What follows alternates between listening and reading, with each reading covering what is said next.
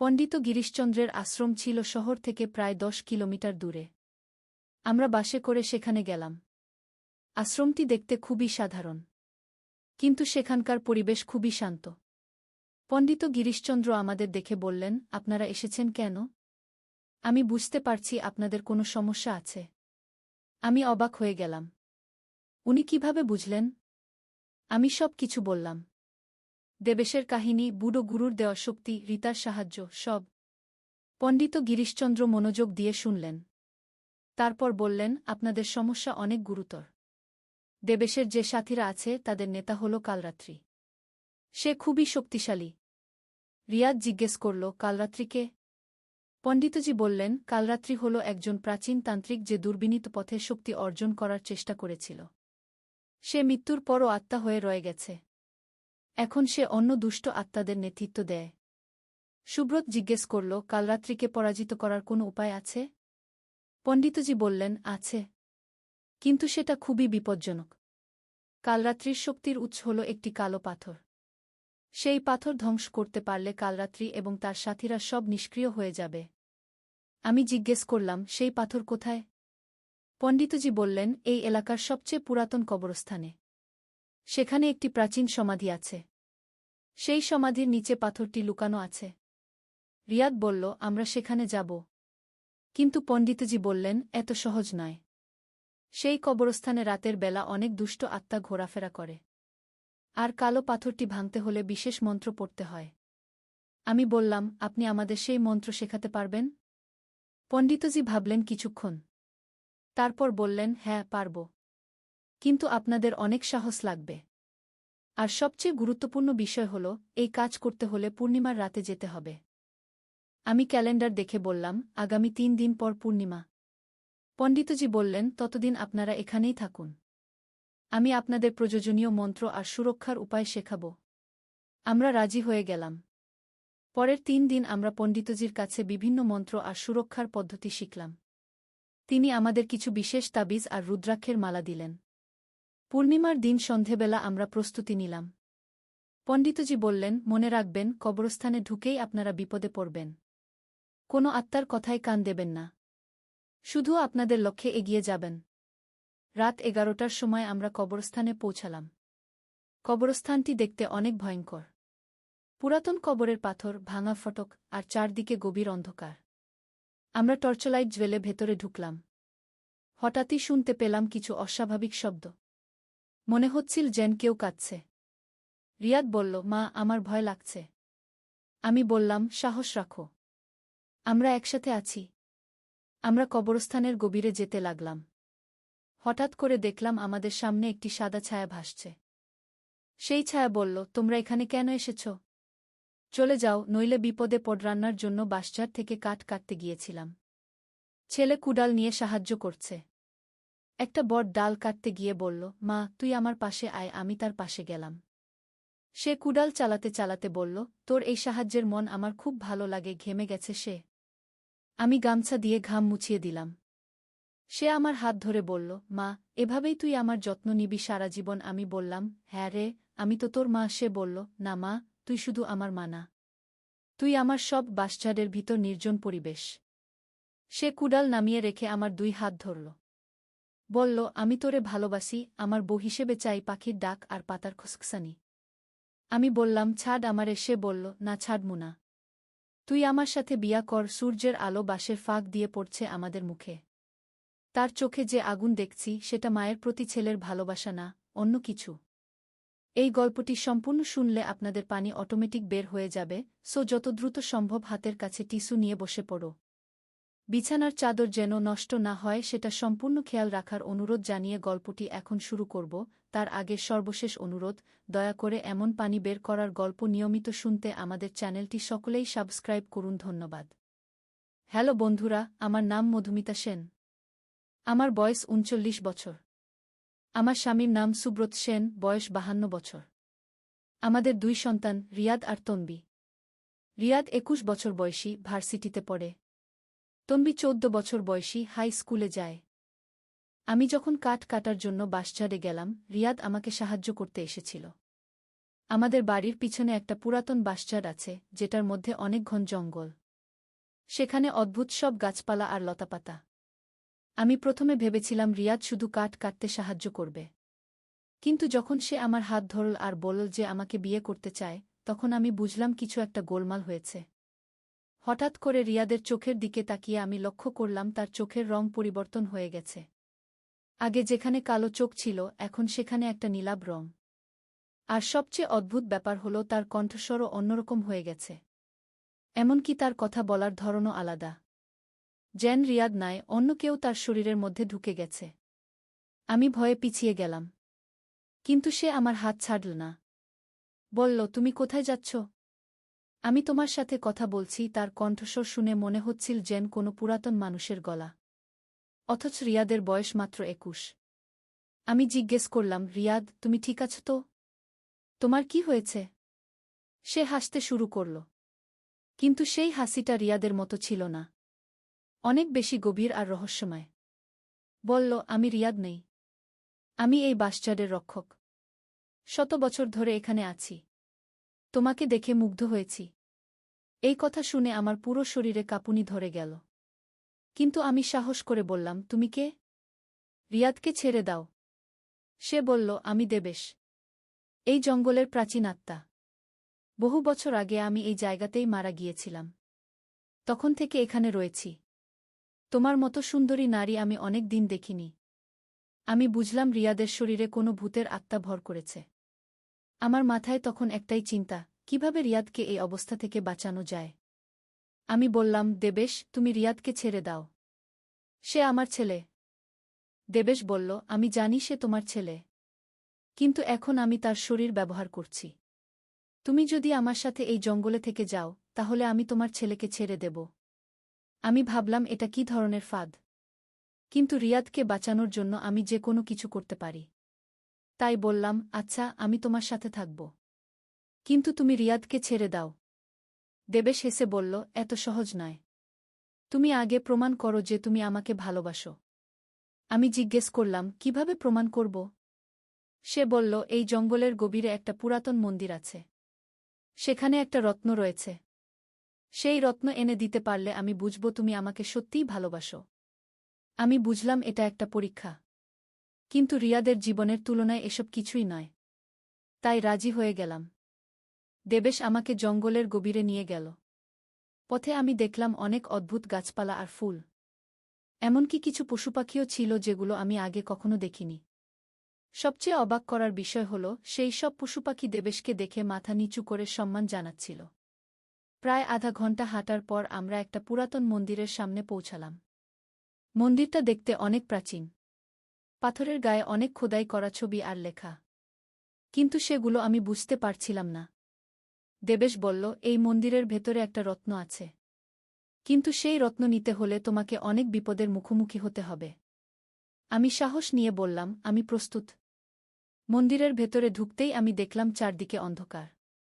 শুধু কিছু জায়গায় মোমবাতি জ্বলছে। মন্দিরের মাঝখানে একটা বেদি আছে, আর সেখানে একটা নীল রঙের রত্ন রাখা। আমি যখন রত্নের দিকে এগিয়ে গেলাম, হঠাৎ করে মন্দিরের দেয়াল থেকে কিছু সাপ বেরিয়ে এল। কিন্তু অদ্ভুত ব্যাপার হল, সেই সাপগুলো আমাকে আক্রমণ করল না। শুধু আমার চারপাশে ঘুরতে লাগল। আমি ধীরে ধীরে রত্নের কাছে গিয়ে সেটা তুলে নিলাম। রত্নটা তুলে নেওয়ার সাথে সাথে পুরো মন্দির কেঁপে উঠল। আর একটা গভীর আওয়াজ শোনা গেল। সেই আওয়াজ বলল, কে তুমি যে আমার রত্ন নিয়ে যাচ্ছ?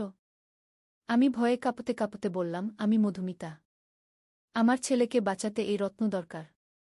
সেই গলা বলল, তুমি যদি সত্যিই তোমার ছেলেকে ভালোবাসো, তাহলে তুমি এই 3টি প্রশ্নের উত্তর দিতে পারবে। আমি বললাম, আমি প্রস্তুত। প্রথম প্রশ্ন, একজন মা তার সন্তানের জন্য সবচেয়ে বড় ত্যাগ কী করতে পারেন? আমি বললাম, নিজের জীবন দিতে পারেন। দ্বিতীয় প্রশ্ন, যদি তোমাকে তোমার নিজের জীবন আর তোমার সন্তানের জীবনের মধ্যে একটা বেছে নিতে বলা হয়, তুমি কি করবে? আমি বললাম, আমি আমার সন্তানের জীবন বেছে নেব। তৃতীয় প্রশ্ন, তুমি কি জানো যে এই রত্ন নিয়ে গেলে তোমার নিজের জীবন বিপদে পড়বে? আমি বললাম, আমি জানি। কিন্তু আমার ছেলের জীবনের চেয়ে আমার জীবন গুরুত্বপূর্ণ নয়। সেই গলা বলল, তুমি একজন সত্যিকারের মা। তুমি এই রত্ন নিয়ে যেতে পারো। কিন্তু মনে রেখো, এই রত্নের একটা গুপ্ত শক্তি আছে। আমি জিজ্ঞেস করলাম, কি ধরনের শক্তি? সে বলল, এই রত্ন যে কোনো আত্মাকে তার আসল জায়গায় পাঠিয়ে দিতে পারে। কিন্তু একবার ব্যবহার করলে এটা চিরকালের জন্য শেষ হয়ে যাবে। আমি রত্নটা নিয়ে মন্দির থেকে বেরিয়ে এলাম। দেবেশ বাইরে দাঁড়িয়ে অপেক্ষা করছিল। আমাকে দেখে বলল, তুমি সত্যিই রত্ন এনেছ? এখন তুমি আমার সাথে এই জঙ্গলে থেকে যাবে। কিন্তু আমি হঠাৎ করে রত্নটা দেবেশের সামনে তুলে ধরলাম। রত্ন থেকে একটা উজ্জ্বল আলো বের হয়ে দেবেশের উপর পড়ল। সাথে সাথে দেবেশ চিৎকার করে উঠল। সে বলল, তুমি কি করলে? আমি যে তোমাকে ভালোবাসি। আমি বললাম, তুমি আমার ছেলেকে কষ্ট দিয়েছ। এখন তোমার নিজের জায়গা চলে যাও। রত্নের আলো দেবেশের আত্মা রিয়াদের শরীর থেকে বেরিয়ে এল। আমি দেখলাম একটা অস্বচ্ছ ছায়ার মতো কিছু রিয়াদের শরীর ছেড়ে আকাশের দিকে উড়ে গেল। রিয়াদ মাটিতে পড়ে গেল। আমি দৌড়ে গিয়ে তাকে কোলে তুলে নিলাম। কিছুক্ষণ পর রিয়াদ জ্ঞান ফিরে পেল। চোখ খুলেই বলল, মা, আমি কোথায়? আমার মনে পড়ছে আমরা কাঠ কাটতে এসেছিলাম। আমি বুঝলাম রিয়াদ সম্পূর্ণভাবে সুস্থ হয়ে গেছে। তার চোখের রঙও আগের মতো কালো হয়ে গেছে। কণ্ঠস্বরও স্বাভাবিক। আমি রিয়াদকে সব কিছু বুঝিয়ে বললাম। সে প্রথমে বিশ্বাস করতে পারছিল না। কিন্তু যখন আমি তাকে সেই রত্নটা দেখালাম, তখন সে বুঝল যে সত্যিই কিছু অস্বাভাবিক ঘটনা ঘটেছে। রিয়াদ বলল, মা, তুমি আমার জন্য কত বড় ঝুঁকি নিয়েছ। আমি তোমার কাছে কৃতজ্ঞ। আমি বললাম, একজন মা তার সন্তানের জন্য যে কোনো কিছু করতে পারে। আমরা বাড়ি ফিরে আসার সময় দেখলাম সেই বাসচারটা আগের মতো স্বাভাবিক হয়ে গেছে। আর কোনো অদ্ভুত গাছপালা বা পশুপাখি নেই। এমনকি সেই পুরাতন মন্দিরটাও অদৃশ্য হয়ে গেছে। বাড়িতে পৌঁছে আমি স্বামী সুব্রতকে সব কিছু বললাম। সে প্রথমে অবিশ্বাস করল। কিন্তু যখন রত্নটা দেখল, তখন বুঝল যে আমি সত্যি কথা বলছি। সুব্রত বলল, এই রত্নটা আমাদের কাছে রাখা নিরাপদ নয়। এটা কোথাও লুকিয়ে রাখতে হবে। আমি রাজি হলাম। আমরা রত্নটা বাড়ির পিছনে একটা পুরাতন গাছের নিচে পুঁতে রাখলাম। এবং সিদ্ধান্ত নিলাম যে এই ব্যাপারটা আমাদের পরিবারের মধ্যেই থাকবে। কিন্তু এই ঘটনার কয়েকদিন পর আরও একটা অদ্ভুত ব্যাপার ঘটল। আমাদের ছোট মেয়ে তন্বী একদিন রাতে ঘুম থেকে উঠে আমাকে বলল, মা, আমি একটা স্বপ্ন দেখেছি। সেখানে একটা মানুষ আমাকে বলছে যে আমাদের বাড়িতে একটা জাদুর রত্ন আছে। আমি চমকে উঠলাম। তন্বীকে জিজ্ঞেস করলাম, সে মানুষটা কেমন দেখতে ছিল? তন্বী বলল, অনেক বুড়ো, লম্বা দাড়ি, আর চোখ দুটো অনেক উজ্জ্বল। আমি বুঝলাম এটা হয়তো দেবেশের কোনো সহযোগী আত্মা। আমি সুব্রত আর রিয়াদকে সব বললাম। সুব্রত বলল, আমাদের এই বাড়ি ছেড়ে অন্য কোথাও চলে যেতে হবে। কিন্তু রিয়াদ বলল, না বাবা, আমরা ভয়ে পালিয়ে যাব কেন? মা যদি একা দেবেশের মতো শক্তিশালী আত্মার সাথে লড়াই করতে পারে, তাহলে আমরা সবাই মিলে আরও বড় শক্তির বিরুদ্ধে লড়াই করতে পারব। আমি রিয়াদের কথায় অনুপ্রাণিত হলাম। আমরা সিদ্ধান্ত নিলাম যে আমরা এই বাড়িই থাকব। কিন্তু আমাদের সতর্ক থাকতে হবে। পরের কয়েকদিন আমরা বাড়িতে কিছু পরিবর্তন আনলাম। দেয়ালে পবিত্র কিছু ছবি আর তাবিজ ঝুলালাম। বাড়ির চারপাশে লবণের গুঁড়া ছিটিয়ে দিলাম। এগুলো নাকি আত্মাদের দূরে রাখে। একদিন রাতে আমি দেখলাম আমাদের বাগানে একটা অদ্ভুত আলো জ্বলছে। আমি জানালা দিয়ে দেখি কি হচ্ছে। দেখলাম একটা বুড়ো মানুষ আমাদের বাগানে দাঁড়িয়ে আছে। তার চোখ দুটো জ্বলজ্বল করছে। আমি তন্বীর কথা মনে পড়ল। এটাই হয়তো সেই মানুষ যাকে তন্বী স্বপ্নে দেখেছিল। আমি সুব্রত আর রিয়াদকে ডাকলাম। আমরা সবাই জানালা দিয়ে দেখলাম। সুব্রত বলল, এটা কে? হঠাৎ করে সেই বুড়ো মানুষ আমাদের দিকে তাকাল। তারপর মুখ খুলে বলল, আমি জানি তোমরা আমাকে দেখতে পাচ্ছ। আমি তোমাদের সাথে কথা বলতে চাই। আমি সাহস করে জানালা খুলে জিজ্ঞেস করলাম, তুমি কে? কি চাও? সে বলল, আমি দেবেশের গুরু। তোমরা আমার শিষ্যকে তার আসল জায়গায় পাঠিয়ে দিয়েছ। কিন্তু তোমরা যে রত্ন ব্যবহার করেছ সেটা আমার। আমি বললাম, আমরা তো রত্নটা ব্যবহার করেছি আমাদের ছেলেকে বাঁচাতে। সে বলল, আমি জানি। কিন্তু সেই রত্নের আরও ক্ষমতা আছে। আমি সেটা ফেরত চাই। রিয়াদ বলল, আমরা রত্নটা দিয়ে দেব। কিন্তু তুমি আমাদের কোনো ক্ষতি করবে না। বুড়ো মানুষটা হাসল। বলল, আমি তোমাদের কোনো ক্ষতি করব না। বরং আমি তোমাদের একটা উপহার দিতে চাই। আমি জিজ্ঞেস করলাম, কি ধরনের উপহার? সে বলল, আমি তোমাদের এমন একটা শক্তি দেব যার সাহায্যে তোমরা যে কোনো বিপদ থেকে নিজেদের রক্ষা করতে পারবে। আমরা একে অপরের দিকে তাকালাম। এটা কি বিশ্বাস করা যায়? সুব্রত বলল, আমাদের সময় দরকার ভাবার জন্য। বুড়ো মানুষটা বলল, আমি কাল রাতে আবার আসব। তোমরা ততক্ষণে ভেবে নিও। এই বলে সে অদৃশ্য হয়ে গেল। আমরা সারারাত আলোচনা করলাম। রিয়াদ বলল, মা, আমার মনে হয় আমাদের রত্নটা ফেরত দিয়ে দেওয়া উচিত। কিন্তু সেই শক্তির ব্যাপারটা নিয়ে আমার সন্দেহ আছে। সুব্রত বলল, হ্যাঁ, এই ধরনের আত্মাদের কথায় ভরসা করা ঠিক না। কিন্তু যদি আমরা রত্ন না দেই তাহলে হয়তো আমাদের আরও বিপদে পড়তে হবে। তন্বী বলল, মা, আমি আর সেই বুড়োর স্বপ্ন দেখছি না। কিন্তু এখন আমি অন্য একটা স্বপ্ন দেখি। সেখানে একটা সুন্দর মহিলা আমাকে বলেন যে আমাদের পরিবার বিশেষ। আমি তন্বীর কথা শুনে চিন্তিত হলাম। এইসব আত্মারা কেন আমাদের পরিবারের পিছনে লেগেছে? পরের দিন সকালে আমি একটা পুরাতন বই পেলাম যেটা আমাদের বাড়ির আলমারিতে ছিল। সেই বইয়ে অনেক রহস্যময় কাহিনী লেখা আছে। একটা গল্পে পড়লাম যে আমাদের এলাকায় একসময় একটা প্রাচীন সভ্যতা ছিল। সেই সভ্যতার মানুষরা জাদুবিদ্যা জানত। বইয়ে লেখা আছে যে সেই প্রাচীন মানুষেরা বিভিন্ন রত্ন ব্যবহার করে আত্মাদের সাথে যোগাযোগ করত। আর যেসব পরিবার সেই রত্ন ব্যবহার করে তাদের পরবর্তী প্রজন্মেরও বিশেষ ক্ষমতা থাকে। আমি বুঝলাম যে আমার পরিবারের সাথে এইসব আত্মাদের সম্পর্ক শুধু কাকতালীয় নয়। হয়তো আমাদের পূর্বপুরুষদের সাথে এইসব আত্মাদের কোনো সম্পর্ক ছিল। সন্ধেবেলা সেই বুড়ো আবার এল। এবার সে আরও শক্তিশালী মনে হচ্ছিল। তার চারপাশে একটা নীল আলো জ্বলছিল। সে বলল, তোমরা কি সিদ্ধান্ত নিয়েছ? আমি বললাম, আমরা রত্ন ফেরত দিতে পারি। কিন্তু আমাদের কিছু প্রশ্ন আছে। সে বলল, বলো, কি জানতে চাও? আমি জিজ্ঞেস করলাম, আমাদের পরিবারের সাথে তোমাদের কি সম্পর্ক? বুড়ো হেসে বলল, তোমার পূর্বপুরুষ রামকৃষ্ণ সেন আমাদের বন্ধু ছিলেন। তিনি আমাদের অনেক সাহায্য করেছিলেন। তাই আমরা তার বংশধরদের রক্ষা করি। রিয়াদ জিজ্ঞেস করল, কিন্তু দেবেশ তো আমার ক্ষতি করার চেষ্টা করেছিল। বুড়ো বলল, দেবেশ ছিল আমার একজন দুষ্টু শিষ্য। সে আমার কথা শুনত না। তাই তোমাদের মা তাকে শায়েস্তা করেছে। আমি সেজন্য খুশি। সুব্রত জিজ্ঞেস করল, তুমি আমাদের কি ধরনের শক্তি দিতে চাও? বুড়ো বলল, আমি তোমাদের বিপদ আঁচ করার ক্ষমতা দেব। যখনই কোনো অশুভ আত্মা তোমাদের কাছে আসবে তোমরা আগে থেকেই বুঝতে পারবে। আমি ভাবলাম এটা তো খারাপ কিছু না। আমরা রাজি হয়ে গেলাম। আমি মাটি খুঁড়ে রত্নটা বের করে আনলাম। বুড়ো রত্নটা হাতে নিয়ে একটা মন্ত্র পড়ল। হঠাৎ করে রত্ন থেকে একটা সোনালি আলো বেরিয়ে আমাদের সবার উপর পড়ল। আমি অনুভব করলাম যে আমার মধ্যে কিছু একটা পরিবর্তন হচ্ছে। মনে হচ্ছিল যেন আমার ইন্দ্রিয়গুলো আরও তীক্ষ্ণ হয়ে গেছে।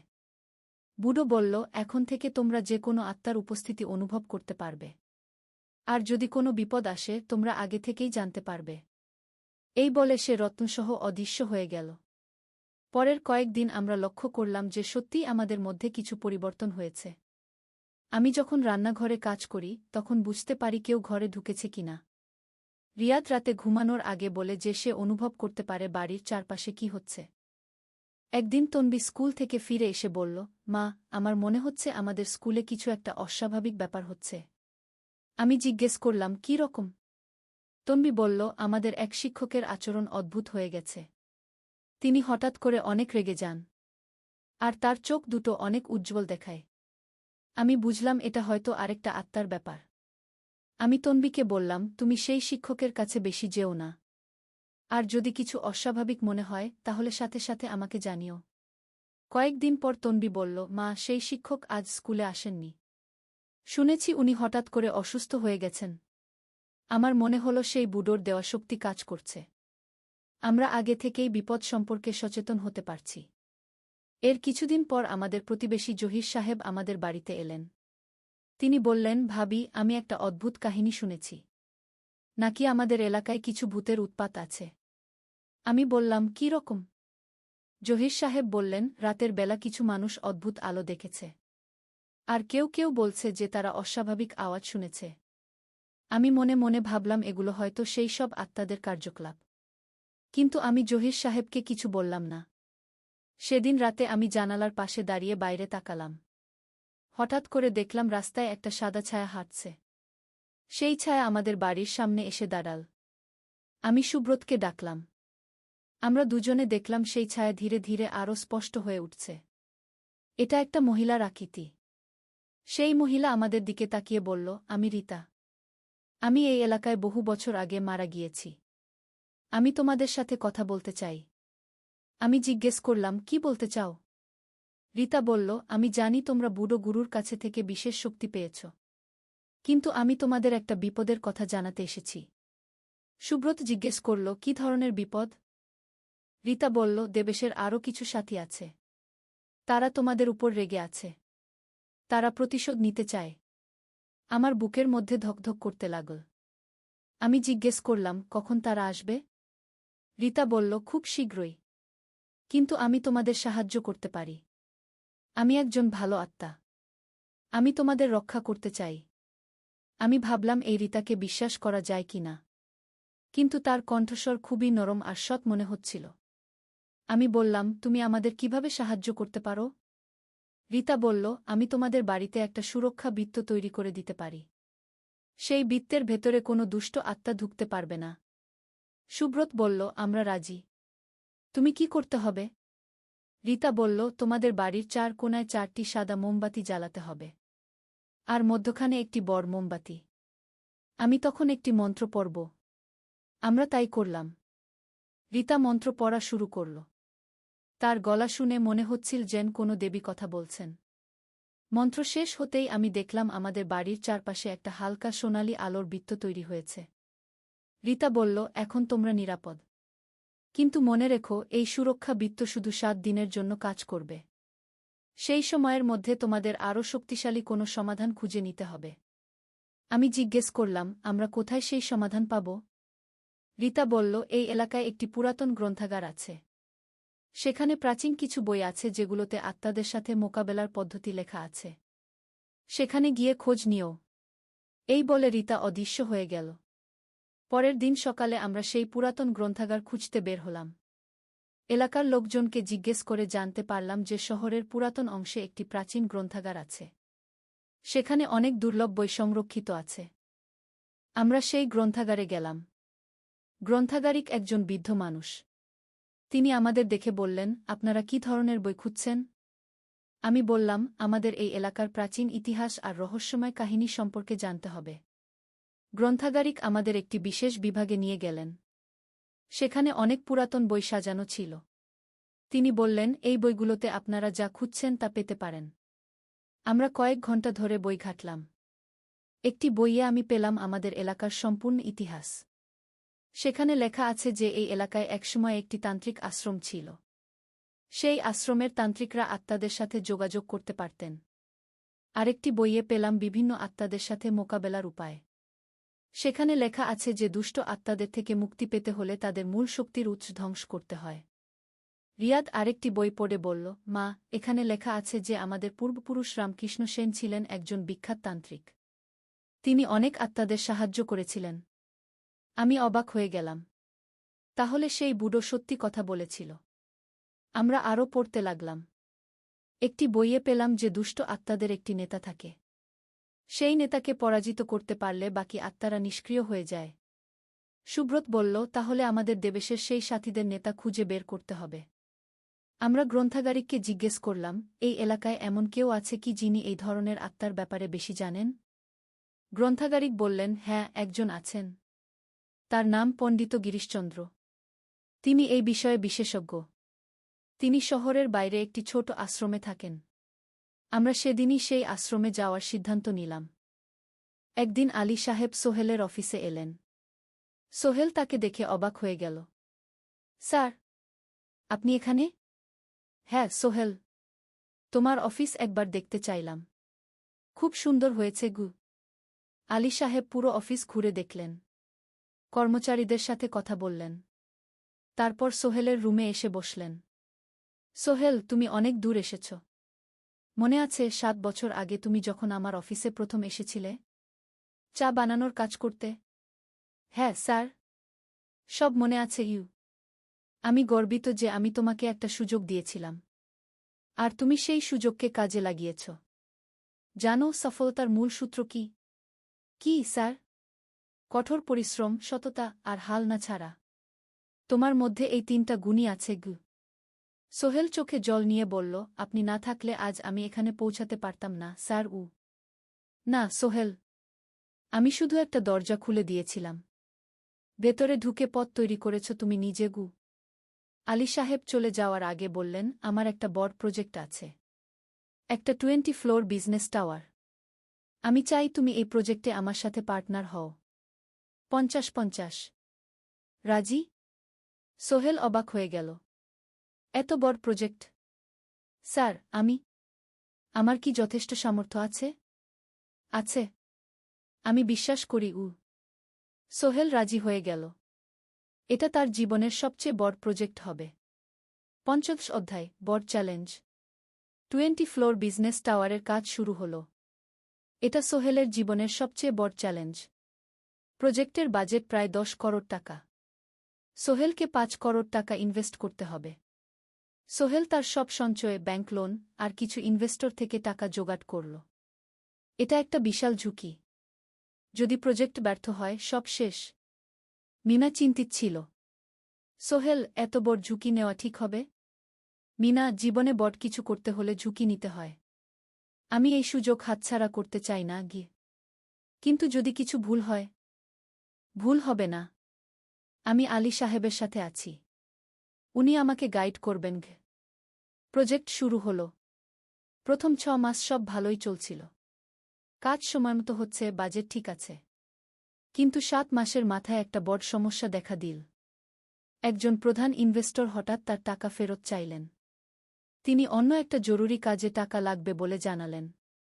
1 করোড় টাকা ফেরত দিতে হবে। সোহেল বিপদে পড়ে গেল। 1 করোড় টাকা এখন কোথায় পাবে? প্রজেক্টে সব টাকা ঢেলে দিয়েছে। সে আলী সাহেবের সাথে কথা বলল। আলী সাহেব বললেন, চিন্তা করো না, আমি ব্যবস্থা করছি। কিন্তু আলী সাহেবও বড় একটা প্রজেক্টে আটকে আছেন। তার হাতে লিকুইড ক্যাশ নেই। সোহেল অন্য ব্যাংক থেকে লোন নেওয়ার চেষ্টা করল। কিন্তু ব্যাংক বলল, ইতিমধ্যে তার অনেক লোন আছে, নতুন লোন দিতে পারবে না। সোহেল রাতে ঘুমাতে পারছিল না। খাওয়া দাওয়া বন্ধ করে দিয়েছিল। মিনা তাকে দেখে খুব চিন্তিত হয়ে গেল। সোহেল, প্লিজ নিজেকে এভাবে শেষ করে ফেলো না। কোনো একটা রাস্তা বের হবেই কি। কিন্তু সোহেল কোনো রাস্তা দেখতে পাচ্ছিল না। ইনভেস্টর 15 দিন সময় দিয়েছে। 15 দিনের মধ্যে টাকা ফেরত না দিলে তিনি আইনি ব্যবস্থা নেবেন। 10 দিন কেটে গেল। সোহেল কোনো সমাধান খুঁজে পেল না। সে প্রায় হাল ছেড়ে দিয়েছিল। 11 দিনের দিন একটা অপ্রত্যাশিত ঘটনা ঘটল। জাহিদ ভাই, সোহেলের পুরনো সহকর্মী, তার অফিসে এলেন। জাহিদ ভাই এখন একটা রিয়েল এস্টেট কোম্পানিতে সিনিয়র ম্যানেজার। সোহেল, আমি তোমার সমস্যার কথা শুনেছি। হ্যাঁ ভাই, আমি বিপদে পড়েছি। আমি তোমাকে সাহায্য করতে চাই। আমার কিছু সঞ্চয় আছে, 5 লাখ টাকা। তুমি নাও। সোহেল চোখে জল নিয়ে বলল, ভাই, আমি কিছু বলার দরকার নেই। তুমি আমাকে অনেক কিছু শিখিয়েছ। তোমার কাছ থেকে পরিশ্রম আর সততা শিখেছি। এখন আমার পালা তোমাকে সাহায্য করার। জাহিদ ভাই চলে যাওয়ার পর আরও 2 জন এলো। একজন সোহেলের পুরনো ক্লায়েন্ট, আরেকজন তার কর্মচারী। 2 জন মিলে আরও 8 লাখ টাকা দিল। করিম মামা 20 লাখ টাকা ব্যবস্থা করলেন। তার কিছু বন্ধুদের কাছ থেকে ধার করে। মিনা তার সব গয়না বিক্রি করে 10 লাখ টাকা দিল। সবাই মিলে প্রায় 45 লাখ টাকা জোগাড় হল। বাকি 65 লাখ টাকা সোহেল তার অফিসের সব অ্যাসেট বিক্রি করে আর একটা প্রাইভেট ফিন্যান্স কোম্পানি থেকে উচ্চ সুদে লোন নিয়ে ব্যবস্থা করল। ঠিক 14 দিনের দিন সোহেল ইনভেস্টরকে 1 করোড় টাকা ফেরত দিল। ইনভেস্টর টাকা নিয়ে চলে গেলেন। সোহেল তার অফিসে ফিরে এসে চেয়ারে বসে কাঁদল। এত চাপ, এত টেনশন, সব যেন একসাথে বের হয়ে এলো। মিনা এসে তাকে জড়িয়ে ধরল। আমরা পেরেছি সোহেল, আমরা পেরেছি। 16 অধ্যায়, পুনরুদ্ধার। এই ঘটনার পর সোহেল আরও সাবধান হয়ে গেল। সে বুঝল, ব্যবসায় শুধু সাহস নয়, বুদ্ধিও লাগে। ঝুঁকি নিতে হয়, কিন্তু হিসাব করে। প্রজেক্ট চলতে থাকল। এবার সোহেল আরও সতর্কতার সাথে সবকিছু পরিচালনা করল। প্রতিটা খরচ হিসাব করল, প্রতিটা সিদ্ধান্ত ভেবেচিন্তে নিল। আরও 1 বছর পর 20 ফ্লোর বিজনেস টাওয়ার সম্পন্ন হল। চমৎকার বিল্ডিং, শহরের অন্যতম সুন্দর ভবন। বিল্ডিংয়ের উদ্বোধন অনুষ্ঠানে শহরের মেয়র এলেন। অনেক ব্যবসায়ী, সাংবাদিক এলো। সোহেলের নাম পত্রিকায় ছাপা হলো। স্বপ্নের শহরে এক তরুণ উদ্যোক্তার সফলতার গল্প। প্রজেক্ট থেকে সোহেলের লাভ হলো প্রায় 2 করোড় টাকা। এই টাকা দিয়ে সে সব ঋণ শোধ করল। জাহিদ ভাইয়ের টাকা ফেরত দিল। করিম মামার ঋণ শোধ করল। যারা সাহায্য করেছিল সবাইকে টাকা ফেরত দিল। মিনার জন্য নতুন গয়না কিনে আরো সুন্দর। তার মাকে গ্রামে একটা নতুন পাকা বাড়ি বানিয়ে দিল। মা কাঁদতে কাঁদতে বললেন, তোর বাবা বেঁচে থাকলে কত খুশি হতো। তুই আমার সব স্বপ্ন পূরণ করেছিস। সোহেল নিজেদের জন্য একটা ফ্ল্যাট কিনে 4 রুমের ফ্ল্যাট, সমুদ্রের কাছে। এখন আর ভাড়া বাড়িতে থাকতে হয় না। সপ্তদশ অধ্যায়, প্রতিদান। সোহেল এখন একজন প্রতিষ্ঠিত উদ্যোক্তা, কিন্তু সে তার শেখ ভোলেনি। যে গ্রাম থেকে সে এসেছে, যারা তাকে সাহায্য করেছে, কাউকেই ভোলেনি। সে তার গ্রামে একটা স্কুল বানিয়ে দিল। সোহেল ফাউন্ডেশন স্কুল কো গরিব ছেলেমেয়েরা ফ্রিতে পড়তে পারবে। ভালো শিক্ষক নিয়োগ দিল। ভালো পড়াশোনার ব্যবস্থা করল। শহরে একটা ফ্রি মেডিকেল ক্লিনিক খুলল। গরিব মানুষরা ফ্রিতে চিকিৎসা পাবে। প্রতি বছর 10 জন মেধাবী কিন্তু গরিব ছাত্রছাত্রীকে স্কলারশিপ দেওয়া শুরু করল। তারা বিনামূল্যে পড়াশোনা করতে পারবে। একদিন একটা টিভি চ্যানেল সোহেলের ইন্টারভিউ নিতে এলো। আপনার সফলতার গোপন সূত্র কি? সোহেল একটু ভেবে বলল, কঠোর পরিশ্রম, সততা আর হাল না ছাড়া। এই 3টা জিনিস যদি কারো মধ্যে থাকে, সে যে কোনো কিছু অর্জন করতে পারে। আর সবচেয়ে বড় কথা, যারা আমাকে সাহায্য করেছে তাদের ছাড়া আমি কিছুই না। একা কেউ সফল হতে পারে না। আপনার পরবর্তী স্বপ্ন কি? আমি চাই আরও মানুষকে সাহায্য করতে। আমার মতো যারা গ্রাম থেকে শহরে আসে, তাদের জন্য একটা ট্রেনিং সেন্টার খুলব। তারা সেখানে বিভিন্ন স্কিল শিখতে পারবে, চাকরি পাবে, নিজের পায়ে দাঁড়াতে পারবে। অষ্টাদশ অধ্যায়, নতুন প্রজন্ম। আরও 5 বছর কেটে গেল। সোহেল এখন 45 বছরের। তার মেয়ে সারা এখন 9 বছরের। স্কুলে ক্লাস 4-এ পড়ে। খুব মেধাবী মেয়ে। একদিন সারা বাবাকে জিজ্ঞেস করল, বাবা, তুমি কিভাবে এত বড় হলে? আমার বন্ধুরা বলে তুমি একজন সফল মানুষ গো। সোহেল তাকে কোলে নিয়ে বসল। বাবা, তুমি জানো, তোমার দাদু ছিলেন একজন স্কুল শিক্ষক, খুব সৎ মানুষ। কিন্তু আমরা গরিব ছিলাম। আমি রিক্সা চালাতাম গো। রিক্সা? সত্যি? হ্যাঁ। তারপর আমি এই শহরে এলাম। অনেক কষ্ট করেছি, কিন্তু হাল ছাড়িনি। মানুষ আমাকে সাহায্য করেছে, আর আমি কঠোর পরিশ্রম করেছি। বাবা, আমিও কি তোমার মতো হতে পারবো? অবশ্যই পারবে বাবা। তবে মনে রেখো, সফলতা মানে শুধু টাকা পয়সা না। সফলতা মানে ভালো মানুষ হওয়া, অন্যদের সাহায্য করা, সৎ থাকা গু। সারা মাথা নাড়ল। আমি ভালো মানুষ হব বাবাগু। সোহেল তার মেয়েকে জড়িয়ে ধরল। মনে মনে ভাবল, তার জীবনের সব কষ্ট সার্থক হয়েছে। মিনা রান্নাঘর থেকে ডাকল, খাবার তৈরি। এসো উ। সোহেল সারাকে নিয়ে ডাইনিং টেবিলে গেল। ঋতু এসেছে। সে এখন বিয়ে করেছে, তার একটা ছেলে হয়েছে। সোহেলের মা মাঝে মাঝে চট্টগ্রামে বেড়াতে আসেন। আজও এসেছেন। সবাই মিলে খেতে বসল। হাসি গল্পে ভরা পরিবার। সোহেল তাকাল তার মায়ের দিকে, মিনার দিকে, সারার দিকে, ঋতুর দিকে। মনে হলো, জীবনে আর কি চাই? খাওয়া শেষে সবাই বসে রইল, গল্প করছিল। হঠাৎ সোহেলের ফোন বাজল। অফিস থেকে একটা জরুরি বিষয়।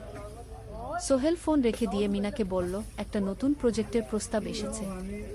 একটা এতিমখানা বানানোর কাজ। সরকারি প্রজেক্ট। তুমি নেবে?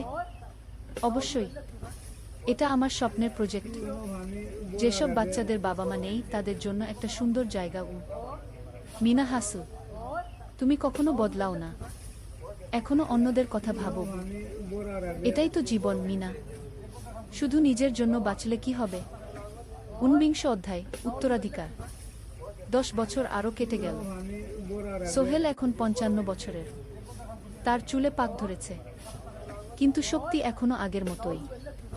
সারা এখন 19 বছরের। সে বিশ্ববিদ্যালয়ে ইঞ্জিনিয়ারিং পড়ছে। সে চায় বাবার মতো কনস্ট্রাকশন ইন্ডাস্ট্রিতে কাজ করতে। একদিন সারা বাবাকে বলল, বাবা, আমি তোমার কোম্পানিতে কাজ করতে চাই। এখনো তো তোর পড়াশোনা বাকি। জানি, কিন্তু আমি এখন থেকেই শিখতে চাই। ছুটির দিনে তোমার সাথে সাইটে যেতে চাই, দেখতে চাই কিভাবে কাজ হয়। সোহেল খুশি হয়ে গেল। তার মেয়ে তার পথ অনুসরণ করতে চায়। ঠিক আছে, কিন্তু শর্ত হলো তোকে সবকিছু নিজ থেকে শিখতে হবে। কোনো স্পেশাল ট্রিটমেন্ট পাবি না গি। আমি তো তাই চাই বাবাগু। সারা তার বাবার সাথে কাজ শিখতে শুরু করল। সে দেখল কিভাবে শ্রমিকরা কাজ করে, কিভাবে ম্যাটেরিয়াল বাছাই করতে হয়, কিভাবে একটা প্রজেক্ট ম্যানেজ করতে হয়। সোহেল তাকে কোনো সহজ পথ দিল না। সারাকেও সবার মতো কষ্ট করতে হলো। সাইটে রোদে দাঁড়িয়ে থাকতে হলো, শ্রমিকদের সাথে কথা বলতে হলো, কিন্তু সারা হাল ছাড়ল না। সে তার বাবার মেয়ে, পরিশ্রম করতে জানে। 3 বছর পর সারা গ্রাজুয়েট হলো। সে সোহেলের কোম্পানিতে জুনিয়র প্রজেক্ট ম্যানেজার হিসেবে যোগ দিল। সোহেল ধীরে ধীরে সারাকে বড় দায়িত্ব দিতে শুরু করল। সারা তার বাবার মতোই সৎ, পরিশ্রমী। 20 অধ্যায়, সমাপ্তি নয়, নতুন শুরু। আরও 5 বছর পর সোহেল এখন 60 বছরের। সে সিদ্ধান্ত নিল এবার অবসর নেওয়ার সময় এসেছে। কোম্পানির দায়িত্ব সারাকে দেবে। একটা অনুষ্ঠান করা হলো। সোহেল আনুষ্ঠানিকভাবে কোম্পানির চেয়ারম্যান পদ থেকে অবসর নিল। সারা হলো নতুন ম্যানেজিং ডিরেক্টর। সোহেল তার বক্তব্যে বলল, আমি যখন এই শহরে এসেছিলাম আমার পকেটে ছিল মাত্র 5,000 টাকা, একটা ছোট্ট ব্যাগ আর অনেক স্বপ্ন। আজ 40 বছর পর আমি পেছনে ফিরে তাকাই, দেখি একটা দীর্ঘ পথ। সেই পথে অনেক কষ্ট ছিল, অনেক বাধা ছিল, কিন্তু ছিল অনেক ভালোবাসাও, অনেক মানুষের সাহায্যও। আমি বিশ্বাস করি সফলতা একা আসে না, এটা আসে অনেক মানুষের সমর্থন, ভালোবাসা আর বিশ্বাস নিয়ে। আমি যা কিছু অর্জন করেছি তা আমার একার না, এটা আমার পরিবারের, আমার কর্মচারীদের, আমার বন্ধুদের, সবার। আজ আমি আমার মেয়ে সারার হাতে এই দায়িত্ব তুলে দিচ্ছি। আমি জানি সে আমার চেয়ে ভালো করবে, কারণ সে শিখেছে আমার ভুল থেকে, আমার অভিজ্ঞতা থেকে। গিয়ে অনুষ্ঠান শেষ হলো, সবাই চলে গেল। সোহেল আর মিনা অফিসে একা দাঁড়িয়ে রইল। মিনা, মনে আছে আমরা প্রথম কখন দেখা হয়েছিলাম? হ্যাঁ, তোমার সেই ছোট্ট মুদি দোকানে। তুমি বিস্কুট কিনতে এসেছিলে। কে ভেবেছিল সেই দিন থেকে আমাদের এই পর্যস্বপ্নের শহর। প্রথম অধ্যায়, যাত্রা শুরু। সকাল 7টা বেজে গেছে। ঢাকার কমলাপুর রেল স্টেশনে মানুষের ভিড়। চারদিকে চা বিস্কুট বিক্রেতাদের চিৎকার, ট্রেনের হর্ন আর যাত্রীদের কোলাহল। এই বিশাল ভিড়ের মধ্যে একটা ছোট্ট ব্যাগ হাতে দাঁড়িয়ে আছে সোহেল। বয়স মাত্র 22। গায়ের রং শ্যামলা, চোখে স্বপ্নের ঝিলিক। ভাইজা, চট্টগ্রামের টিকিট আছে? সোহেল টিকিট কাউন্টারের সামনে দাঁড়িয়ে জিজ্ঞেস করল। আছে। 300 টাকা। কাউন্টারের লোকটা উত্তর দিল। সোহেল তার পকেট থেকে টাকা বের করল। মোট 5,000 টাকা। এই টাকা সে জমিয়েছে গত 3 বছরে রিক্সা চালিয়ে। তার স্বপ্ন ছিল চট্টগ্রাম গিয়ে একটা ভালো চাকরি পাওয়া। গ্রামে আর থাকতে চায় না সে। বাবা মারা গেছেন 10 বছর আগে। মা আর ছোট বোন ঋতুকে নিয়ে সংসার চালাচ্ছিল রিক্সা চালিয়ে। কিন্তু এভাবে তো আর সারা জীবন চলবে না। টিকিট কেটে সোহেল প্ল্যাটফর্মে এলো। ট্রেন ছাড়বে আর মাত্র 15 মিনিট পরে। সে একটা বেঞ্চে বসে পড়ল, ব্যাগটা বুকের কাছে চেপে ধরল। এই ব্যাগে আছে তার সব সম্পদ, কিছু কাপড়, একটা ছোট্ট ফটো ফ্রেমে বাবা মায়ের ছবি আর কিছু টাকা। কোথায় যাচ্ছেন? পাশে বসা একজন বয়স্ক মানুষ জিজ্ঞেস করলেন। চট্টগ্রাম কাকা। চাকরি খুঁজতে যাচ্ছি কি? সোহেল বিনয়ের সাথে উত্তর দিল। ভালো, তবে শহরে সাবধানে থাকবেন। শহর মানে অনেক সুযোগ, কিন্তু অনেক ফাঁদও আছে। বয়স্ক লোকটা বললেন। সোহেল মাথা নাড়ল। সে জানে শহরের জীবন সহজ না, কিন্তু তার কোনো বিকল্প নেই। গ্রামে রিক্সা চালিয়ে মাসে 3,500 টাকা আয় হতো। তার মধ্যে সংসার চালাতে হতো, বোনের স্কুলের খরচ দিতে হতো, মায়ের ওষুধের খরচ দিতে হতো। কিছুই বাঁচত না। আর এই জীবন থেকে বেরোনোর একটাই পথ, শহরে গিয়ে ভালো কাজ খুঁজে নেওয়া। সোহেল মনে মনে ভাবল তার বাবার কথা। বাবা ছিলেন একজন স্কুল শিক্ষক, খুব সৎ মানুষ ছিলেন। সবসময় বলতেন, সোহেল, তুই লেখাপড়া শিখে বড় মানুষ হবি।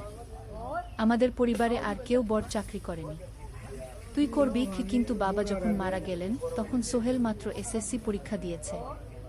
ফলাফল ভালো হয়েছিল, জিপিএ অর্ধচতুর। কিন্তু বাবার মৃত্যুর পর আর পড়া হলো না। পরিবারের দায়িত্ব নিতে হলো। ট্রেন ছাড়ল। সোহেল জানালার পাশে বসে বাইরে তাকাল। ধানক্ষেত, নদী, ছোট ছোট গ্রাম সব পেছনে ফেলে ট্রেন এগিয়ে চলল। সোহেলের মনে হলো সে যেন তার পুরনো জীবনটাকেও পেছনে ফেলে আসছে। ট্রেনে একজন হকার এসে চা বিক্রি করছিল। সোহেল একটা চা কিনল, 10 টাকা। চা খেতে খেতে সে ভাবছিল চট্টগ্রাম পৌঁছে কি হবে। করিম মামা তাকে সাহায্য করবেন তো? চাকরি পাওয়া যাবে তো? করিম মামা আসলে সোহেলের খুব দূর সম্পর্কের মামা। সোহেলের দাদির বোনের ছেলে। অনেক বছর আগে গ্রাম ছেড়ে চট্টগ্রামে চলে গিয়েছিলেন। সেখানে একটা কনস্ট্রাকশন কোম্পানিতে কাজ করেন। বছরে একবার দুবার গ্রামে আসতেন। গত বছর যখন এসেছিলেন তখন সোহেলের মাকে বলেছিলেন সোহেলকে চট্টগ্রাম পাঠান, আমি একটা কাজের ব্যবস্থা করে দেব। সেই কথাতেই ভরসা করে সোহেল আজ এই যাত্রা। দ্বিতীয় অধ্যায়, নতুন শহর। চট্টগ্রাম পৌঁছাতে প্রায় 6 ঘন্টা লেগে গেল। দুপুর 1টা বাজে। সোহেল স্টেশন থেকে বের হয়ে শহরের রাস্তায় দাঁড়াল। কি বিশাল শহর! এত গাড়ি, এত মানুষ। চারদিকে উঁচু উঁচু বিল্ডিং, দোকানপাট, মানুষের ভিড়। সোহেল কিছুক্ষণ দাঁড়িয়ে থাকল সব কিছু দেখতে দেখতে। তার মনে হচ্ছিল সে যেন অন্য কোনো পৃথিবীতে এসে পড়েছে। তার পকেটে একটা ছোট্ট কাগজ আছে। সেখানে লেখা একটা ঠিকানা, করিম মিয়া, বাড়ি নং 23, রোড নং 5, আগ্রাবাদ, চট্টগ্রাম। কি সোহেল একটা রিক্সা ডাকল। কত নেবেন আগ্রাবাদ যেতে? 50 টাকা গু। সোহেল রিকশায় উঠল। রাস্তার দুধারে দোকান, মার্কেট, অফিস সব কিছু দেখতে দেখতে সে অবাক হয়ে গেল। এত বড় শহর, এত কিছু। গ্রামের সেই ছোট্ট বাজারের সাথে কোনো তুলনাই হয় না। প্রায় আধা ঘন্টা পর রিকশা একটা পুরনো বাড়ির সামনে থামল। 3 তলা বাড়ি, কিন্তু রং উঠে গেছে। সিঁড়ি দিয়ে উঠে 3য় তলায় করিম মামার ফ্ল্যাটে নক করল। দরজা খুলল এক মধ্যবয়সী মহিলা। কে? আসসালামু আলাইকুম আপা, আমি সোহেল, নোয়াখালীর গ্রাম থেকে এসেছি। করিম মামা বাড়িতে আছেন? মহিলা তাকে মাথা থেকে পা পর্যন্ত দেখল। করিম তো অফিসে গেছে। তুমি কে? কোথা থেকে এসেছ? সোহেল সব খুলে বলল। মহিলা তাকে ভেতরে ঢুকতে দিল। বসো। করিম সন্ধ্যায় ফিরবে গু। ফ্ল্যাটটা ছোট, 2টো রুম, একটা ছোট্ট রান্নাঘর আর একটা বাথরুম। কিন্তু সোহেলের কাছে খুব সুন্দর লাগল। গ্রামের সেই টিনের ঘরের চেয়ে তো অনেক ভালো। মহিলা তার নাম জানাল সালমা, করিম মামার স্ত্রী। তাদের 2টো ছেলে, একজন ক্লাস 8-এ পড়ে, আরেকজন ক্লাস 5-এ। খেয়েছো? সালমা আপা জিজ্ঞেস করল। না আপা গু। অপেক্ষা করো, ভাত আছে, মাছ আছে, খাও। সোহেল প্রথমে রাজি হতে চাইল না, কিন্তু খুব খিদে পেয়েছিল। সকাল থেকে শুধু একটা চা আর বিস্কুট খেয়েছে। খাওয়া দাওয়ার পর সোহেল বসে রইল। সালমা আপা তাকে গল্প করতে লাগল। তোমার মা কেমন আছেন? তোমার বোন? ভালো আছে আপা, মার একটু গেটে বাত আছে, ওষুধ খাচ্ছেন। বোন স্কুলে পড়ে কু। তুমি কি করতে চাও এখানে? চাকরি খুঁজছি আপা, যে কোনো কাজ করব। বাসায় মা আর বোনকে টাকা পাঠাতে হবে। সালমা আপা মাথা নাড়ল। করিম তোমার জন্য কিছু একটা করবে, সে ভালো মানুষকে। সারাদিন অপেক্ষা করু সোহেল। সন্ধ্যা 6টায় করিম মামা ফিরলেন। 50-এর কাছাকাছি বয়স, কালো রঙের প্যান্ট শার্ট পরা, হাতে একটা ব্যাগ। আরে সোহেল, কবে এলি? করিম মামা খুশি হয়ে বললেন। আজ সকালে মামা গি। করিম মামা তাকে জড়িয়ে ধরলেন।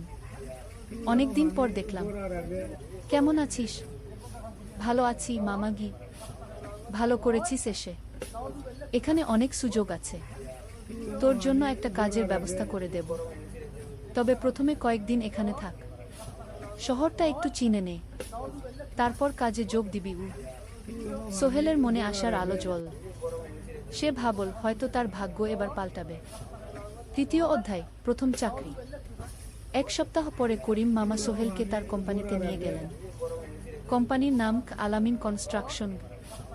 অফিসটা শহরের কেন্দ্রে 5 তলা একটা বিল্ডিংয়ের দোতলায়। মালিক আলী সাহেব, 50-এর কাছাকাছি বয়স, মোটা চেহারা, চোখে সোনার ফ্রেমের চশমা। বড়লোক মানুষ, কিন্তু খুব কড়া। এই ছেলেটাকে কি কাজে লাগাবেন? আলী সাহেব করিম মামাকে জিজ্ঞেস করলেন। স্যার, ও আমার আত্মীয়, গ্রাম থেকে এসেছে, খুব পরিশ্রমী, যে কোনো কাজে লাগাতে পারেন। আলী সাহেব সোহেলের দিকে তাকালেন। তুমি কি পড়েছ? স্যার, এসএসসি পাস, জিপিএ অর্ধচতু। হুম, ভালো। কম্পিউটার চালাতে পারো? না স্যার, পারি না, কিন্তু শিখতে চাই। আলী সাহেব একটু ভাবলেন। ঠিক আছে, তোমাকে অফিসের কাজে রাখব, ফাইল গুছানো, চা বানানো, কাগজপত্র নিয়ে যাওয়া, না এসব। মাসে 5,000 টাকা। রাজি আছো? জি স্যার। সোহেল খুশি হয়ে গেল। 5,000 টাকা? রিক্সা চালিয়ে 3,500 পেত, এখানে 5,000। কাজ শুরু হলো পরদিন থেকে। সকাল 8টায় অফিসে যেতে হয়, ফিরতে হয় সন্ধ্যা 7টায়। প্রথম দিন সোহেল ঘুম থেকে উঠল ভোর 5টায়। তৈরি হয়ে 7:30টায় অফিসের উদ্দেশ্যে বের হলো। করিম মামার বাড়ি থেকে অফিস প্রায় 5 কিলোমিটার, বাসে যেতে হয়। অফিসে পৌঁছে সোহেল দেখল সেই প্রথম আলী সাহেব এখনো আসেননি। অফিস খোলা ছিল না। 8-10 মিনিট পর একজন লোক এসে অফিস খুল। তুমি নতুন? জি, আমি সোহেল। আমি জাহিদ, অ্যাসিস্ট্যান্ট ম্যানেজার। এসো। জাহিদ ভাই সোহেলকে সব কিছু দেখাল। অফিসে মোট 6 জন কর্মচারী, 2 জন ইঞ্জিনিয়ার, একজন অ্যাকাউন্ট্যান্ট, একজন অ্যাসিস্ট্যান্ট ম্যানেজার, জাহিদ ভাই, একজন রিসেপশনিস্ট, আর এখন সোহেল। সোহেলের কাজ শুরু হলো চা বানানো দিয়ে। তারপর অফিস পরিষ্কার করা, ফাইল গুছানো, কাগজপত্র এক জায়গা থেকে আরেক জায়গায় নিয়ে যাওয়া। কাজ কঠিন না, কিন্তু সারাদিন দৌড়ঝাঁপ করতে হয়। দুপুরে খাবারের জন্য আধা ঘন্টা বিরতি। সোহেল একটা ছোট হোটেলে গিয়ে ভাতরাল তরকারি খেল। 50 টাকা। সন্ধ্যায় অফিস বন্ধ হলো। সোহেল ক্লান্ত হয়ে বাসায় ফিরল। কেমন লাগল প্রথম দিন? করিম মামা জিজ্ঞেস করলেন। ভালো মামা, অনেক কিছু শিখলাম। প্রথম মাসের শেষে সোহেল বেতন পেল 5,000 টাকা। সে 3,000 টাকা মাকে পাঠাল। মা ফোনে কাঁদতে লাগলেন। আল্লাহ তোকে ভালো রাখুক সোহেল। সোহেলের চোখেও জল এলো। তার মনে হলো সে একটা বড় কাজ করতে পেরেছে। চতুর্থ অধ্যায়, শহরের জীবন।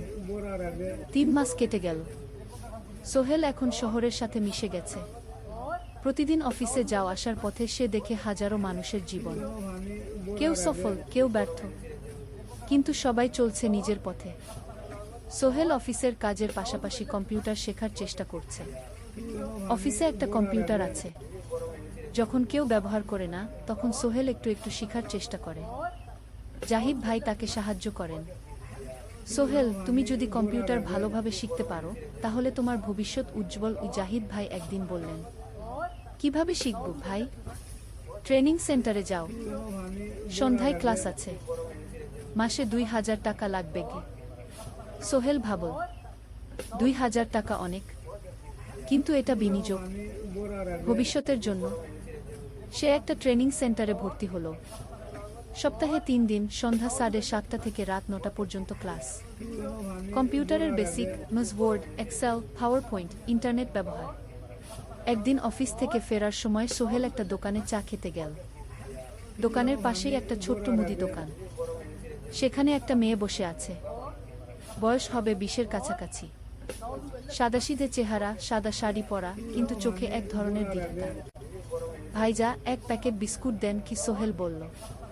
মেয়েটা বিস্কুট দিল। 20 টাকা। সোহেল টাকা দিয়ে যাচ্ছিল, হঠাৎ মেয়েটা বলল, আপনি নতুন এসেছেন এই এলাকায়, তাই না? হ্যাঁ, 3 মাস হলো। কিভাবে বুঝলেন? আপনার চেহারা দেখেই বোঝা যায়। এখনো গ্রামের ছোঁয়া আছে। আর আপনি প্রতিদিন এই পথ দিয়ে যান। দেখেছি কি? মেয়েটা হাসল। সোহেলও হেসে ফেলল। আপনি খুব পর্যবেক্ষক মনে হচ্ছে কি? জীবনে অনেক কিছু দেখেছি, তাই মানুষকে চিনতে শিখেছি। আপনার নাম? মিনা। এই দোকান আমার বাবার। উনি অসুস্থ, তাই আমি দেখছি গু। সেদিন থেকে সোহেল প্রায়ই সেই দোকানে যেতে শুরু করল। মিনার সাথে গল্প করত। ধীরে ধীরে তাদের মধ্যে একটা বন্ধুত্ব তৈরি হলো। মিনাও তার জীবনের গল্প বলল। মিনার মা মারা গেছেন যখন সে মাত্র 7 বছরের। বাবা আব্দুল হামিদ একা হাতে মিনাকে বড় করেছেন। মুদি দোকান দিয়ে সংসার চালান। মিনা কলেজে পড়ে, অনার্স সেকেন্ড ইয়ার। সকালে কলেজে যায়, দুপুরে ফিরে এসে দোকান সামলায়।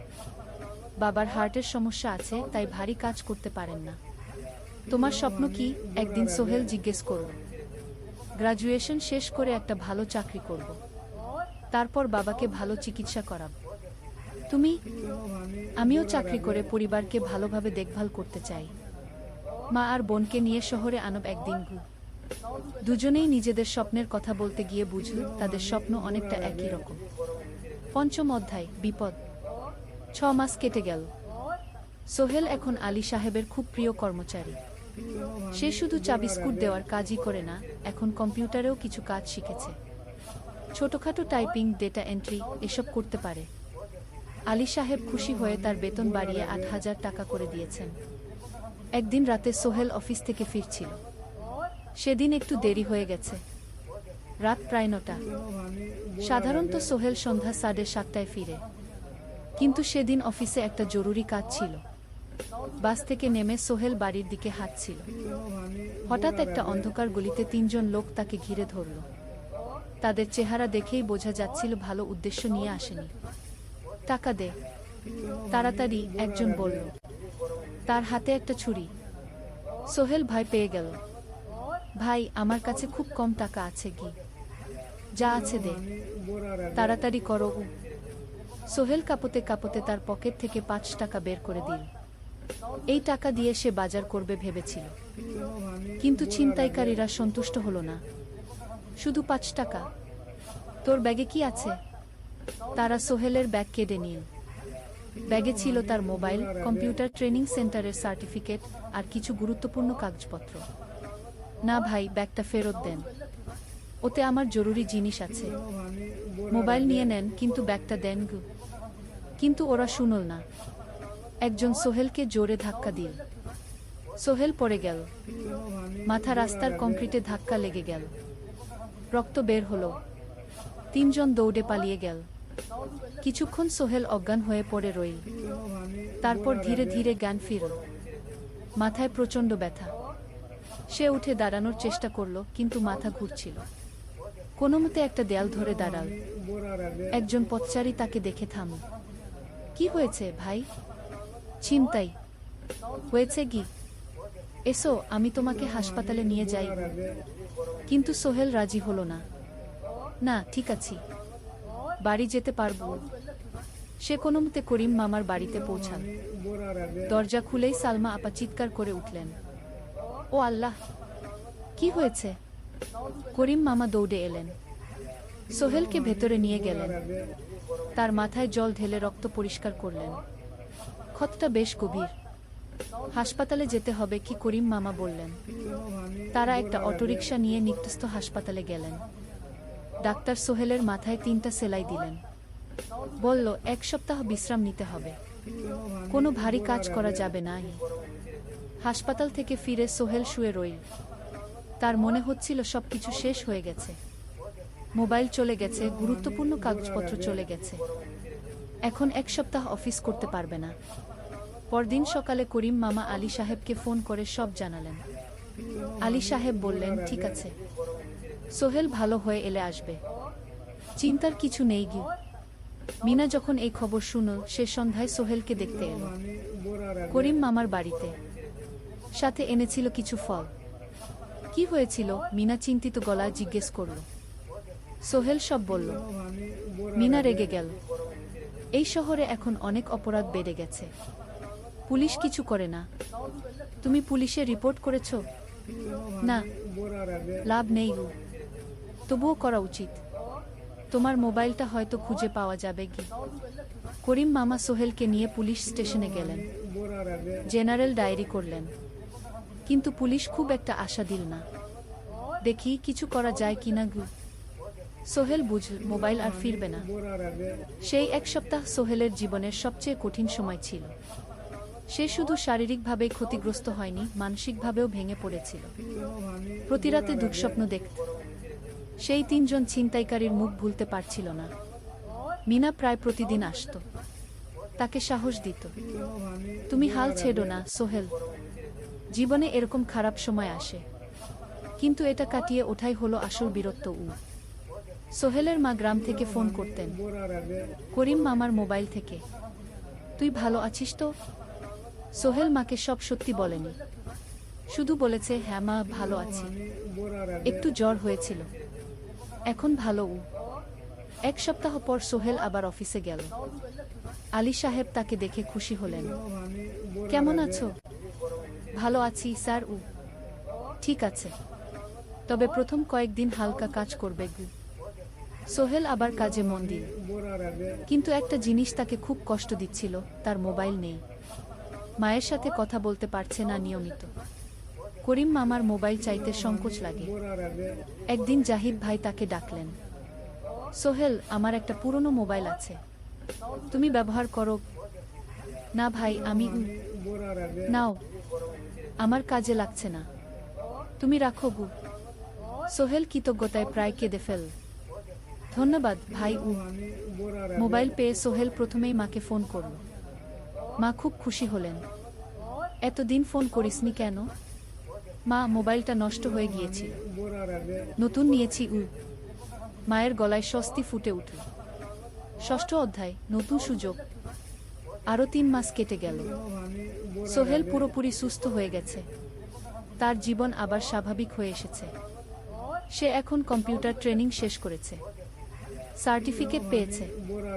কিন্তু একটা ঘটনা তার জীবনে বড় পরিবর্তন নিয়ে এলো। একদিন সকালে আলী সাহেব তাকে ডাকলেন, সোহেল বসো। সোহেল বসো।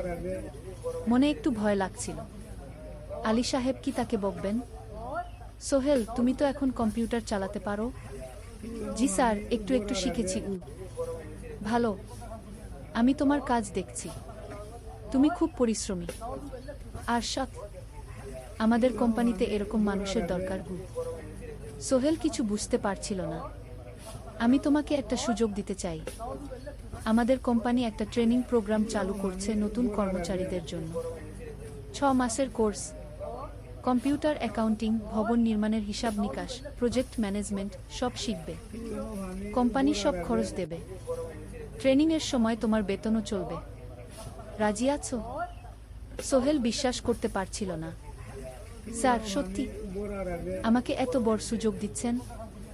হ্যাঁ, তুমি ভালো ছেলে, পরিশ্রমী, আমি তোমাকে এগিয়ে দিতে চাই। ভবিষ্যতে তুমি এই কোম্পানির একজন গুরুত্বপূর্ণ কর্মচারী হবে। সোহেল কৃতজ্ঞতায় প্রায় কেঁদে ফেলল। ধন্যবাদ স্যার, আমি কঠোর পরিশ্রম করব। আমি জানি। সেদিন সন্ধ্যায় সোহেল মিনার দোকানে গেল। মিনাকে খবরটা দিল। মিনা খুব খুশি হলো, তার চোখে জল এসে গেল। তুমি পারবে সোহেল, আমি জানি। সোহেল তার মা আর বোনকেও ফোন করে খবরটা দিল।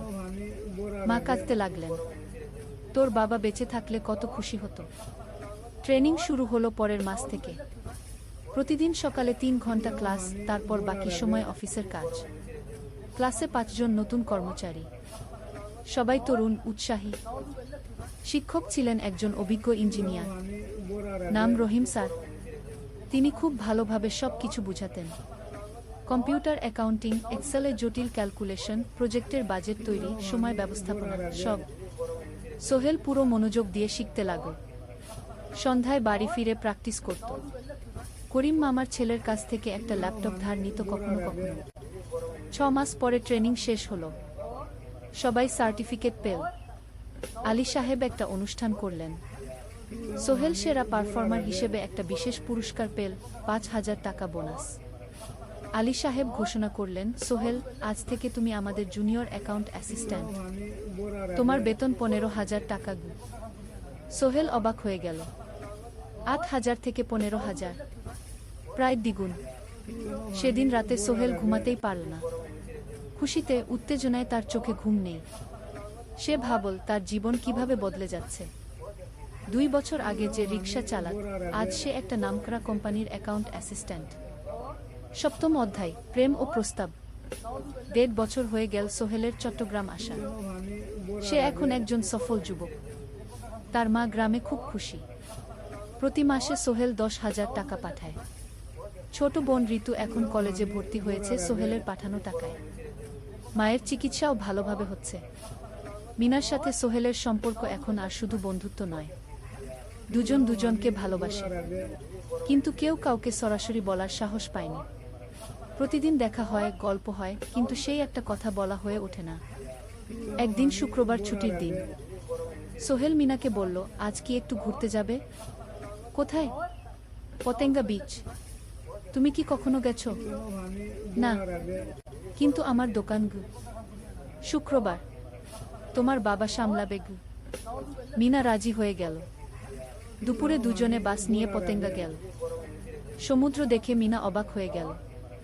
কি সুন্দর! দুজনে বালিতে বসল। ঢেউয়ের শব্দ শুনতে শুনতে গল্প করছিল। হঠাৎ সোহেল বলল, মিনা, তোমার সাথে কিছু বলার ছিল। বলো। সোহেল একটা লম্বা শ্বাস নিল।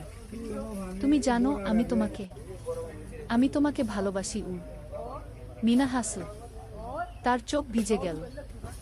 জানি, আমিও তোমাকে ভালোবাসি সোহেল। সোহেল অবাক হয়ে গেল। সত্যি? হ্যাঁ, অনেকদিন ধরেই জানি। তুমি আমার জীবনে এসে সব কিছু বদলে দিয়েছ। তোমার সাথে থাকলে আমার মনে হয় আমি যে কোনো কিছু করতে পারব। দুজনে কিছুক্ষণ চুপ করে বসে রইল। সমুদ্রের ঢেউ এসে পায়ে লাগছিল। সূর্য পশ্চিমে ঢলে পড়ছে। আকাশ লাল কুমলা হয়ে গেছে। কিন্তু আমার বাবার সাথে কথা বলতে হবে কি? মিনা বলল। আমি তৈরি। যখন বলবে তখন বলবো। পরের সপ্তাহে সোহেল মিনার বাবার সাথে কথা বলল। আব্দুল হামিদ সাহেব প্রথমে একটু দ্বিধা করলেন। তুমি কোনো পরিবারের ছেলে? তোমার বাবা কি করতেন? সোহেল সব সত্যি বলল। তার বাবা ছিলেন স্কুল শিক্ষক। মারা গেছেন 10 বছর আগে। মা গ্রামে থাকেন। ছোট বোন কলেজে পড়ে। তুমি নিজে কি করো? আমি আলামিন কনস্ট্রাকশন কোম্পানিতে জুনিয়র অ্যাকাউন্ট অ্যাসিস্ট্যান্ট। মাসে 15,000 টাকা বেতন। আব্দুল হামিদ সাহেব ভাবলেন। তারপর বললেন, দেখো মিনা আমার একমাত্র সন্তান। তার মা নেই। আমি একা তাকে বড় করেছি। আমি চাই মিনা একজন ভালো ছেলের সাথে বিয়ে হোক। তুমি দেখতে ভালো ছেলে মনে হচ্ছে, কিন্তু আমাকে তোমার মায়ের সাথে দেখা করতে হবে। তোমার পরিবারকে জানতে হবে। জি আঙ্কেল, আমি ব্যবস্থা করছি। সোহেল খুশিতে আটখানা।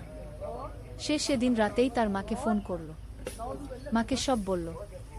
মা প্রথমে অবাক হলেন, তারপর খুশি হলেন। মিনা মেয়েটা কেমন? খুব ভালো মা, তুমি দেখলে পছন্দ করবে কি? ঠিক আছে, আমি আর ঋতু আসছি চট্টগ্রাম। 2 সপ্তাহ পর সোহেলের মা আর বোন চট্টগ্রাম এলো। সোহেল তাদের নিয়ে মিনার বাড়িতে গেল। 2 পরিবার একসাথে বসল। মিনার বাবা সোহেলের মাকে দেখে খুশি হলেন। সোহেলের মা সহজ সরল ভদ্রমহিলা। আপনার ছেলে খুব ভালো। মিনা তাকে পছন্দ করে। আমিও রাজি গো, আব্দুল হামিদ সাহেব বললেন। আমার সোহেল সৎ ছেলে, মিনাকে খুব ভালোবাসে। আমি জানি ও মিনাকে সুখে রাখবে কি? সোহেলের মা বললেন। বিয়ের তারিখ ঠিক হলো 3 মাস পর। এই 3 মাসে সোহেল যথেষ্ট টাকা জমাবে। বিয়ে হবে সাদামাটা কিন্তু সুন্দর। 8ম অধ্যায়, নতুন পথ। 3 মাস কেটে গেল দ্রুত। সোহেল প্রতিদিন কঠোর পরিশ্রম করছিল। অফিসে তার কাজের প্রশংসা হচ্ছে। আলী সাহেব তাকে এখন ছোটখাটো প্রজেক্টের হিসাব দেখতে দিচ্ছেন। সোহেল তার সঞ্চিত টাকা দিয়ে বিয়ের আয়োজন করল। বিয়ে হলো মিনার বাড়ির কাছের একটা কমিউনিটি সেন্টারে। খুব বেশি লোক আসেনি। 2 পরিবারের আত্মীয় স্বজন আর অফিসের কয়েকজন সহকর্মী। কিন্তু অনুষ্ঠান ছিল খুব সুন্দর। সোহেল যখন মিনাকে বিয়ের পোশাকে দেখল, তার মনে হলো পৃথিবীর সবচেয়ে সুন্দর মেয়ে সে। লাল শাড়ি পরা, মুখে হালকা মেকআপ, কিন্তু তার স্বাভাবিক সৌন্দর্য ছিল আসল।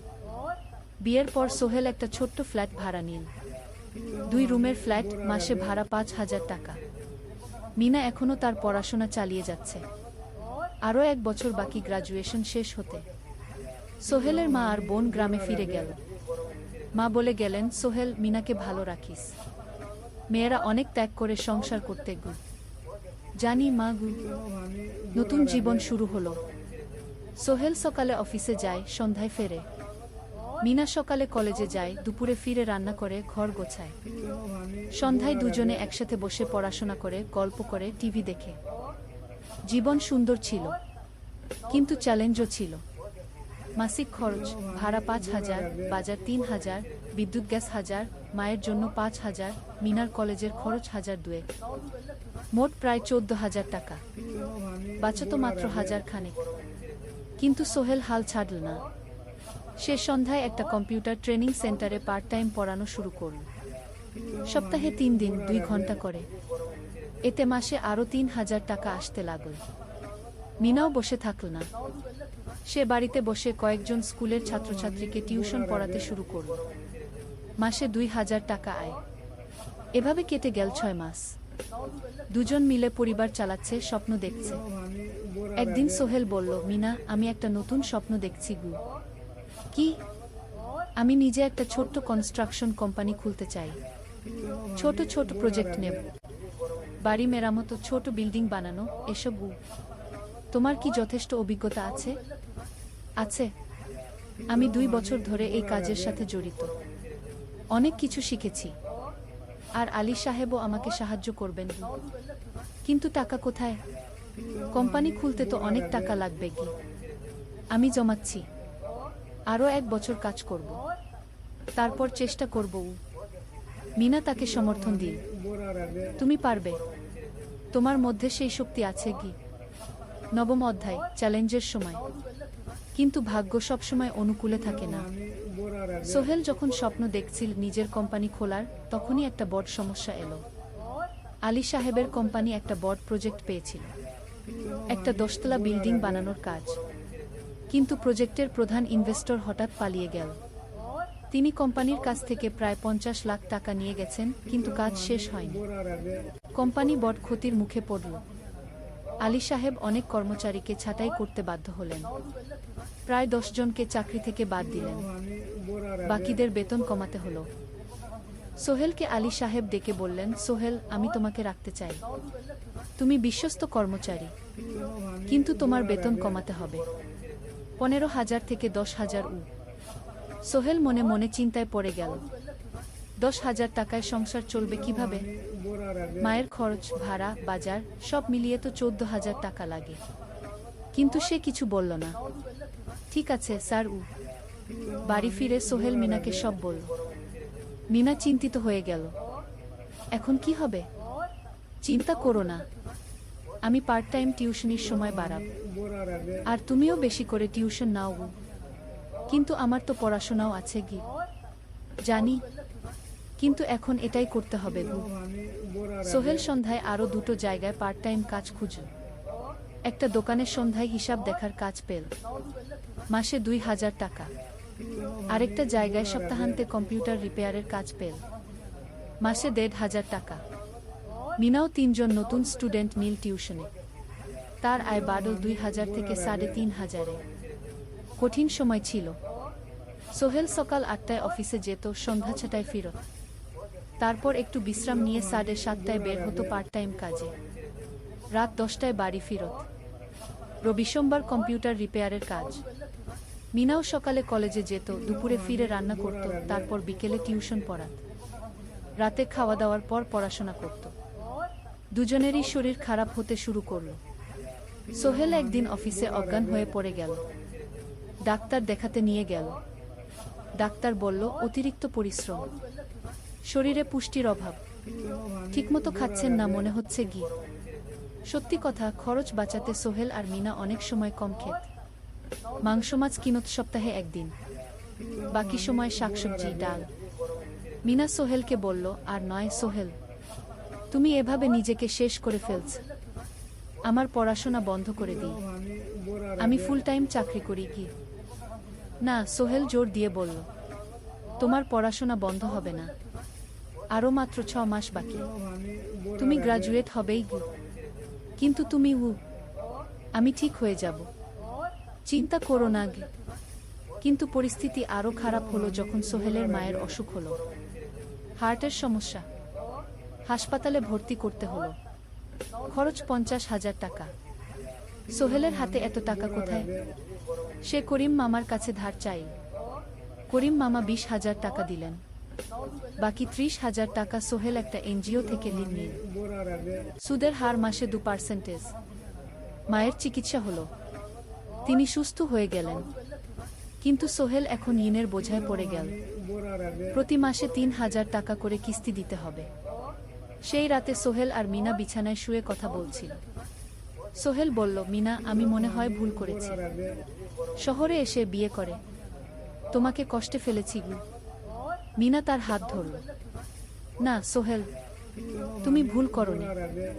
জীবনে এরকম খারাপ সময় আসে, কিন্তু এটা কাটিয়ে ওঠাই হলো আসল শক্তি। আমরা একসাথে আছি, একসাথে থাকব, সব কিছু ঠিক হয়ে যাবে। মিনার কথায় সোহেল একটু সাহস পেল। হ্যাঁ, হাল ছাড়া যাবে না। 10ম অধ্যায়, আলোর দিকে। 3 মাস পরে পরিস্থিতি একটু ভালো হতে শুরু করল। আলী সাহেবের কোম্পানি একটা নতুন প্রজেক্ট পেল, একটা স্কুল বিল্ডিং বানানোর কাজ। কোম্পানি আবার স্থিতিশীল হতে শুরু করল।